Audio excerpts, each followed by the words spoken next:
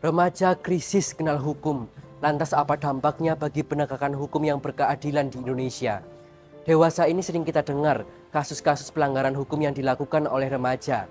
Usia yang masih labil dalam hal membuat keputusan menyebabkan perilaku remaja yang melanggar hukum apabila remaja tidak memahami hukum untuk ketertiban masyarakat. Gara-gara tawuran Cianjur, sebuah Tawuran, kekerasan fisik, penganiayaan yang menyebabkan korban kematian masih banyak dilakukan oleh remaja. Umumnya kasus ini terjadi di lingkungan institusi pendidikan, sekolah, padahal lingkungan ini yang seharusnya menjadi remaja untuk mengenal hukum dengan baik.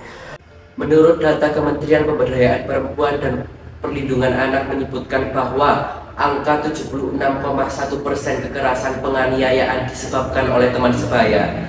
Apabila fenomena ini dibiarkan terus-menerus tanpa adanya langkah dan solusi yang preventif, bagaimana menegakkan hukum yang berkeadilan di negeri ini? Bahkan dalam beberapa kasus penganiayaan terakhir, pihak korban merasa bahwa pelaku tidak dihukum secara adil dengan dalih bahwa pelaku masih di bawah usia tindak pidana. Jelaskan awalnya masuk Keluarga korban kasus penganiayaan.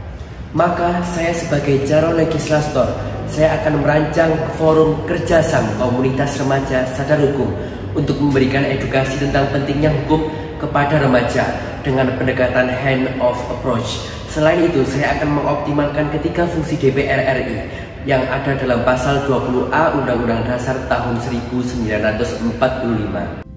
Melalui fungsi legislasi, saya akan merancang undang-undang terkait kewajiban sosialisasi hukum kepada masyarakat, kewajiban pengenalan zona kenal hukum di setiap lembaga institusi pendidikan, serta melakukan revisi terhadap undang-undang sistem peradilan anak dan integrasi terhadap undang-undang restoratif justice dengan disesuaikan relevansi zaman kini.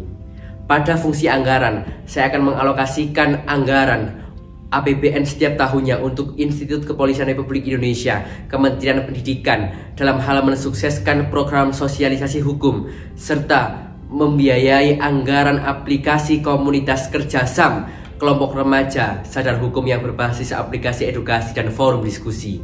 Melalui fungsi pengawasan, saya akan melakukan evaluasi terhadap kinerja mitra kerja komisi dalam hal optimalisasi APBN yang telah dialokasikan.